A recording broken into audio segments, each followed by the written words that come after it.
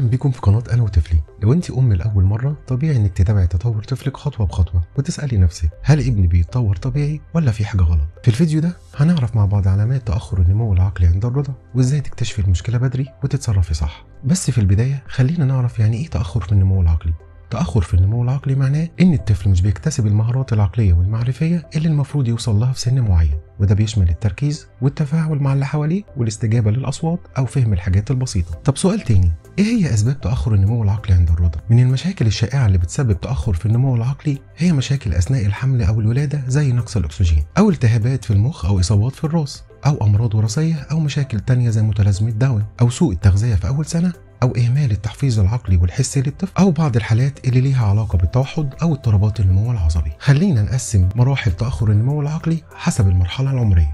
من سن شهر ل3 شهور الطفل مش بيبص في عينك او مش بيتابعك بنظره، هتلاقيه مش بيبتسم لما بتقربي منه، مش بيصدر اي صوت او بيعمل اي مناغاه، بيفضل ساكت ومش بيظهر عليه اي فضول. من 4 ل6 شهور هتلاقيه مش بيحاول يوصل للالعاب او الاشياء اللي حواليه، هتلاقيه مفيش استجابه لصوت الام او الاصوات العاليه، هتلاقيه مش بيضحك او بيتفاعل مع الوجوه، مش بيحاول يقلد تعبيرات الوش. من 7 ل12 شهر هتلاقيه مش بيعمل حركات بسيطه زي باي باي، او مش بيحاول يقلد الاصوات او الكلمات، هتلاقيه مش بيستجيب لاسمه ومش بيفهم تعليمات بسيطة زي هات اللعبة أو تعالى. طيب لو لاحظت العلامات دي في ابنك أو بنتك تعملي إيه؟